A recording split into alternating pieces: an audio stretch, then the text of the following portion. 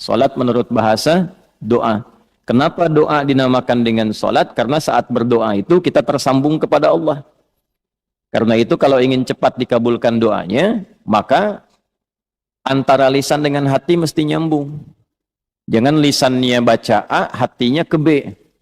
Ya kan?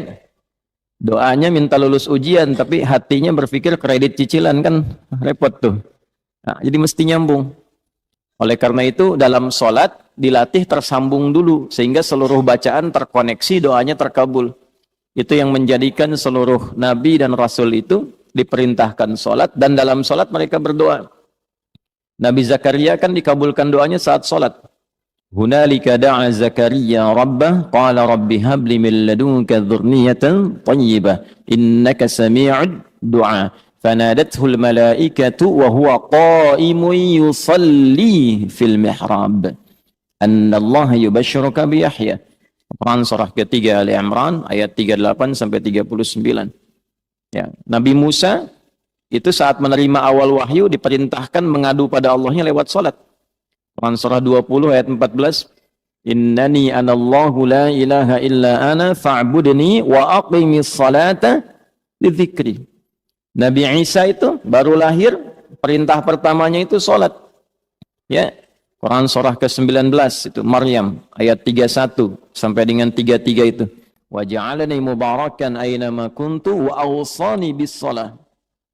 Nabi Ismail alaihissalam sampai mewasiatkan pada keluarganya supaya konsisten sholat agar terus terkoneksi dengan Allah.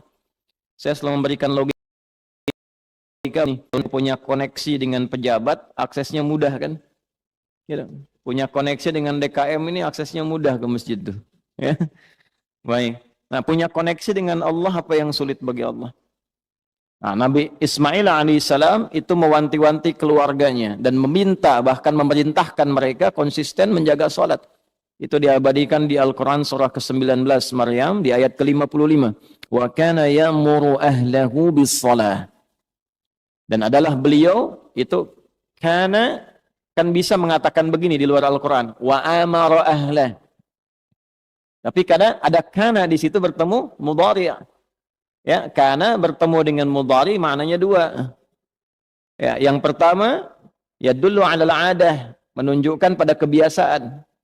Jadi Nabi Ismail itu terbiasa meminta keluarganya mengingatkan supaya jaga sholat, jaga sholat. Nah, itu bagi orang tua harus punya kebiasaan mengingatkan anaknya supaya menjaga sholat. Nah, karena di situ ahlah itu menunjuk pada setiap personnya. Kan keluarga itu ada 4 dalam bahasa Arab. Ya. 1 ailatun, 2 usratun, 3 alun, 4 ahlun. Tuh. Ailatun sifat saling mendukung dari kata aul. Kalau sudah berkeluarga harus saling mendukung, mensupport, mendorong, membantu. Nah, jangan bertikai di lingkungan keluarga. Karena itu pertentangan, perselisihan, permusuhan di lingkungan keluarga itu diantara yang paling tidak disukai oleh Allah dan Rasulnya. Ya, silaturahim itu kan ayat keluarga di An-Nisa ayat pertama yang sering disatukan dalam 3 ayat kan dalam kesempatan Jumat itu.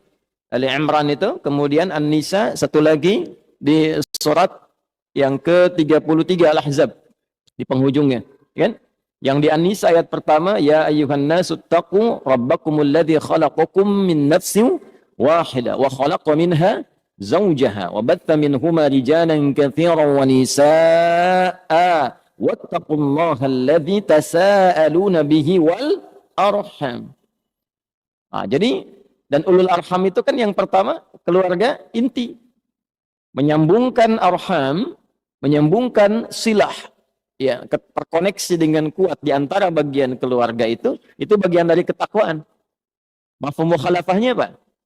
Ya, mafhum mukhalafahnya, pengertian terbaliknya, memutus rahim, memutus hubungan kekeluargaan itu termasuk dari penyimpangan terhadap nilai takwa. Nah, itu mesti hati-hati. Karena itu wasiat para nabi itu sebelum meninggal itu menyatukan keluarganya dulu, bukan malah harta. Awas, hati-hati itu. Ya. Ada 3 dosa bertumpuk diantaranya pada orang-orang yang rebutan warisan sampai tercerai-berai. Itu pelanggarannya 3 dan termasuk pada kategori dosa besar itu. Ya, rebutan warisan sampai bertengkar sampai memutus hubungan silaturahim. Karena itu orang tua dalam hidup satukan, ingatkan sholat, bahkan sebelum meninggal harus dipastikan itu. Ya, itu ada di Al-Quran surah kedua Al-Baqarah di ayat 132.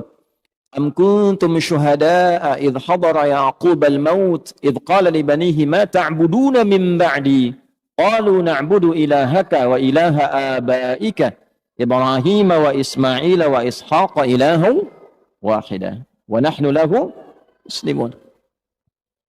Apakah kalian pernah dengar kisah, pernah tahu tentang cerita bagaimana Nabi Ya'qub itu menjelang wafatnya beliau kumpulkan anak-anaknya, keluarga besarnya. Kalau besok lusa bapak meninggal, iman kalian bagaimana?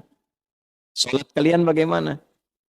Jangan khawatir, kami akan konsisten menjaga tauhid iman kami, menyembah Allah ya seperti generasi bapak dan kakek moyang kita itu semua.